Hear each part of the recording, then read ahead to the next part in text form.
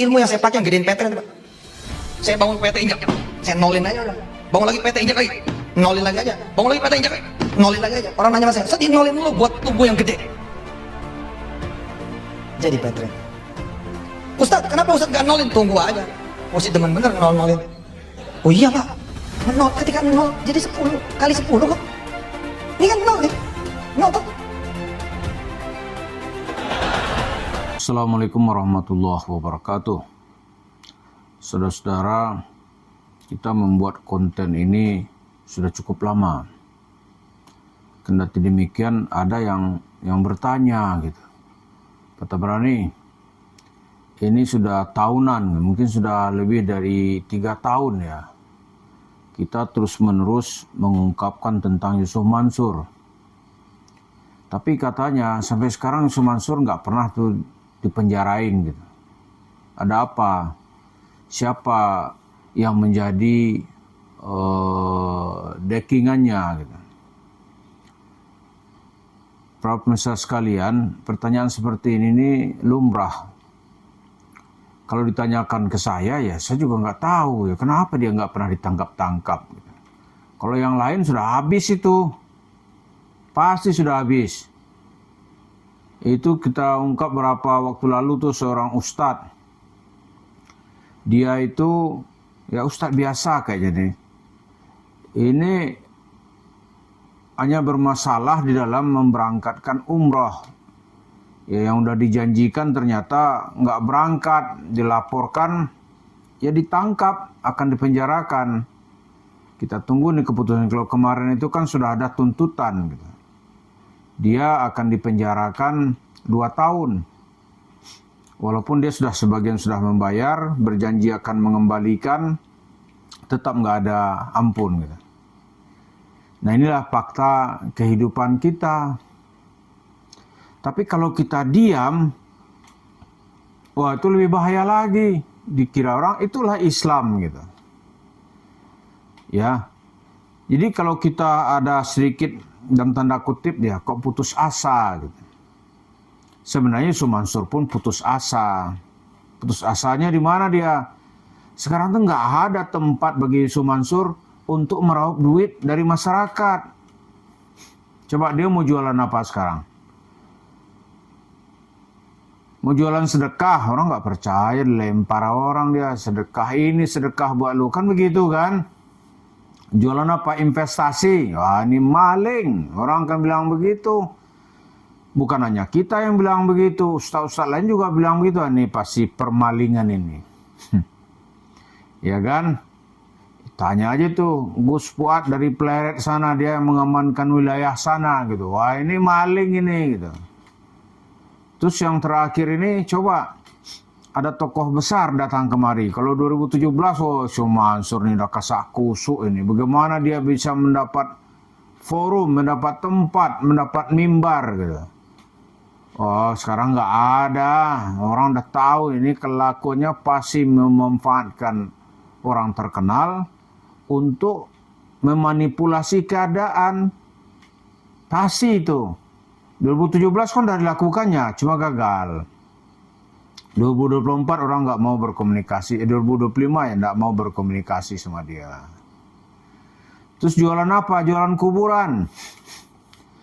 Coba ya ada orang yang tega itu menjual cerita ibunya, padahal itu cerita omong kosong gitu.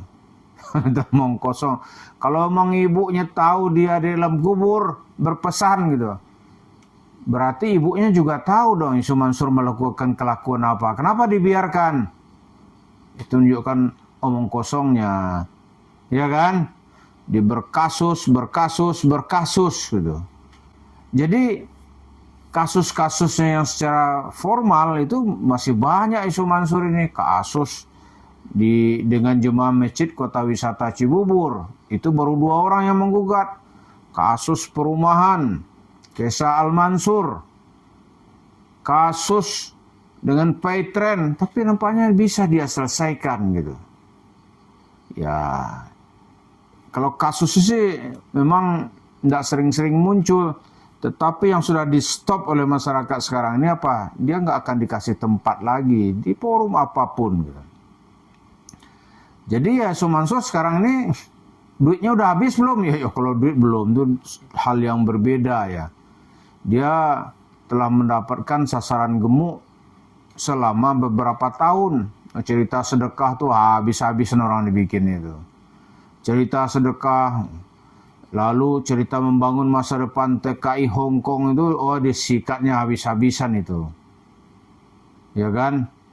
Jadi sekarang ya kita putus asa, bukan putus asa sih ya. Kalau kita putus asa, tentu yang menang Yusuf Mansur. Tapi kalau kita terus gitu, Yusuf Mansur nggak sempat dia merumuskan ide-idenya. Karena itu tema-tema apa yang mau dia bawa sekarang ini? Nggak ada sudah. Nggak ada. Kecuali sekarang ini ya duit yang udah dapat tuh dia bangun warung steak and shake. Oh dapat duit dia gitu. Pernah dia coba dia umpan anaknya ya kan. Wirda Mansur. Wah dia buat ini komunitas milenial anti bokeh. Di milenial ini anak muda ini jangan sampai bokeh. Ternyata kan ujung-ujungnya dia larikan duit masyarakat. Sudah tuh dengan tak punya perasaan, oh itu kan banyak itu, bukan 100.000, ada yang 50.000. Gitu. Akhirnya ceritanya hilang. Tapi masyarakat percaya, masyarakat kecil itu mendendam itu. Minimal dia bilang, alah, pasti kita dihapus ini. Ya kan? Kalau dia ceritakan dobos ini. Kalau orang Jawa bilang dobos ini. Nipu aja ini. Jadi itu yang terjadi. Jadi nggak ada tempat buat dia gitu. Sama lah kayak dulu tuh. Ini di masyarakat ada mantan aktivis PKI misalnya. PKI tapi golongannya golongan C ya kan. Setelah bebas kemana? Ya dia dikucilkan masyarakat. Kalau dia kembali kepada aktivitas itu sudah banyak urusan. Tapi ada yang diam-diam aja, ada yang kerja baik-baik. Ya udah cukup dikucilkan, tetapi dia tidak lagi beraktivitas di dunianya itu. Begitu masyarakat memperlakukannya dulu. Nah Yusuf Mansur gimana?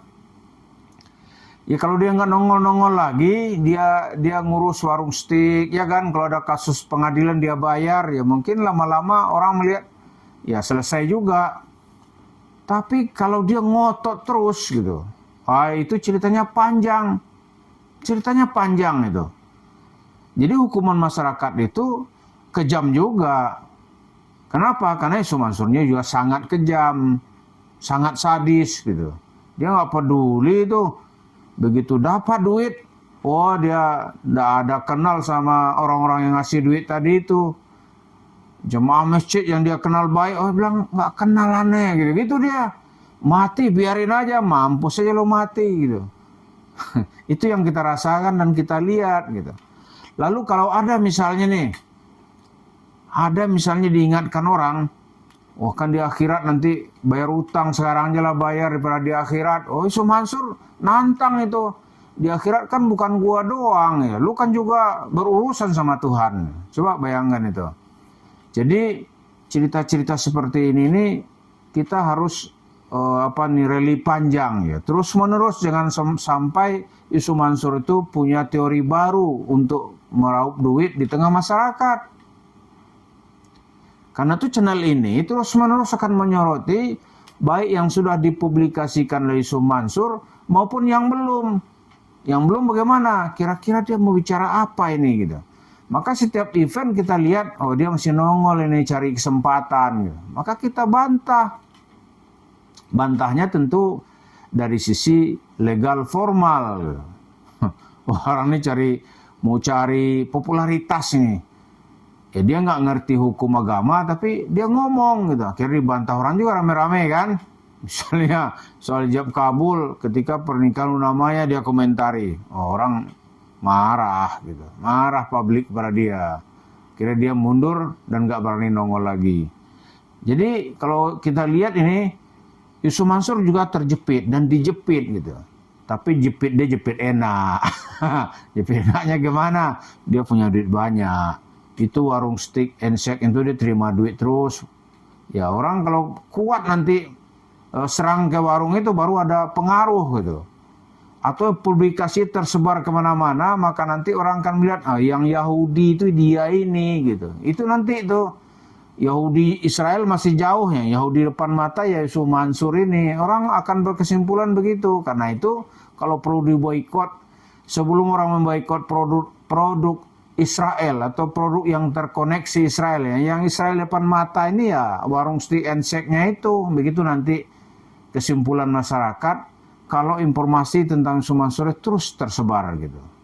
Karena dia nggak mungkin bisa bangkit mempertahankan apa yang mau dia capai gitu. Jadi ya nggak usahlah kita merasa putus asa, kita terus saja. Karena yang putus asa sekarang itu adalah Yusuf Mansur. Mari kita lihat ke depannya seperti apa ini orang. Terima kasih. Assalamualaikum warahmatullahi wabarakatuh.